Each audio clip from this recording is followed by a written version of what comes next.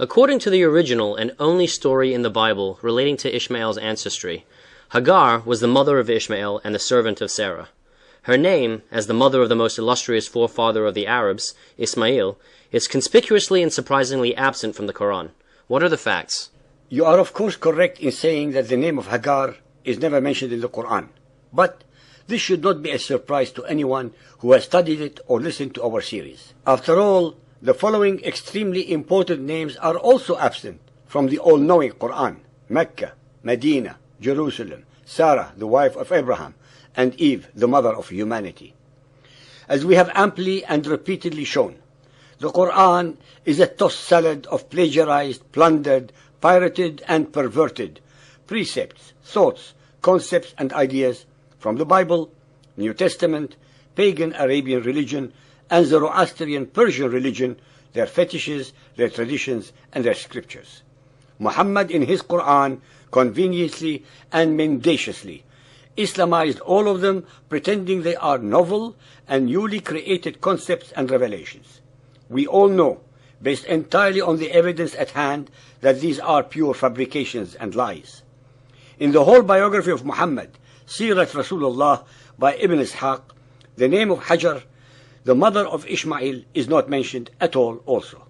In fact, the name Hagar appears only once in the interpretation section of the Quran by Abdullah Yusuf Ali to explain Al-Baqarah 2.158, note 160. According to imaginary and falsified Arab traditions, Hagar and Ishmael, in this case as a baby and accompanied in their exile by Abraham, had their thirst quenched at the well of Zamzam near Mecca, almost 1,000 desert miles away from Beersheba in Canaan. According to the Torah, which is after all the original and only source of the story, Hagar and Ishmael found water near Beersheba and not in the desolation of Arabia near Mecca. The alleged Arab traditions, which are of course totally unfounded, unsubstantiated, and contrary to the historical and archaeological records, Canaan and Mount Sinai too are in Arabia. Let us now recite the original and only source in the Bible. Chapter 16, Genesis 1. Now Sarai, Abram's wife, bore him no children, and she had a maidservant, an Egyptian, whose name was Hagar. And Sarai said to Abram, Behold now, the Lord has prevented me from bearing. I beg you, go in to my maid. It may be that I may obtain children by her. And Abram listened to the voice of Sarai. And Sarai, Abram's wife, took Hagar, her maid, the Egyptian, after Abram had lived 10 years in the land of Canaan, and gave her to her husband Abram to be his wife. And he went in to Hagar, and she conceived.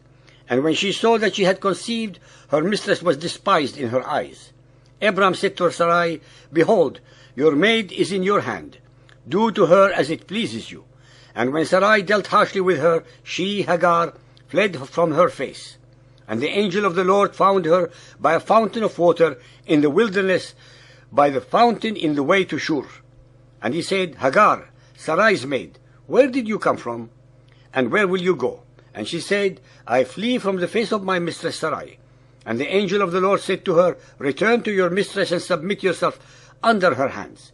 And the angel of the Lord said to her, Behold, you are with child, and shall bear a son, and shall call his name Ishmael, because the Lord has heard your affliction. And he will be a wild man. His hand will be against every man, and every man's hand against him. And he shall live in the presence of all his brothers. And Hagar bore Abram a son, and Abram called his son's name, whom Hagar bore, Ishmael. And Abram was 86 years old when Hagar bore Ishmael to Abram. Genesis chapter 21.1. And the Lord visited Sarah as he had said. And the Lord did to Sarah as he had spoken. For Sarah conceived and bore Abraham a son in his old age, at the set time of which God had spoken to him. And Abraham called the name of his son who was born to him, whom Sarah bore to him, Isaac. And Abraham circumcised his son Isaac, being 8 days old, as God had commanded him. And Abraham was 100 years old, when his son Isaac was born to him. And the child grew and was weaned, and Abraham made a great feast the same day that Isaac was weaned. And Sarah saw the son of Hagar, the Egyptian, whom she had borne to Abraham, mocking. And she said to Abraham, Cast out this slave and her son, for the son of this slave shall not be heir with my son, with Isaac. And the thing was very grievous in Abraham's sight because of his son. And God said to Abraham, Let it not be grievous in your sight because of the lad and because of your slave. In all that Sarah has said to you, listen to her voice. For in Isaac shall your seed be called, and also of the son of the slave will I make a nation, because he is your seed.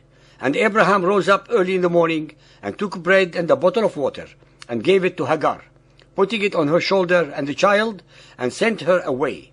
And she departed and wandered in the wilderness of Beersheba. And the water was spent in the bottle, and she cast the child under one of the shrubs. And God heard the voice of the lad, and the angel of the God called to Hagar from heaven, and said to her, What ails you, Hagar? Fear not, for God has heard the voice of the lad where he is. Arise, lift up the lad, and hold him in your hand, for I will make him a great nation. And God opened her eyes, and she saw a well of water. And she went and filled the bottle with water, and gave the lad to drink. And God was with the lad, and he grew and lived in the wilderness, and became an archer. And he lived in the wilderness of Paran, and his mother took for him a wife from the land of Egypt. Our listeners, believers and unbelievers, should take note of the following important items when comparing the Quranic version of the same events with the biblical originals above. 1. Ishmael was born in Canaan near Beersheba to a Hebrew father and an Egyptian mother. 2. God repeatedly asserts that only Isaac is deemed the divinely elect son and not Ishmael. 3.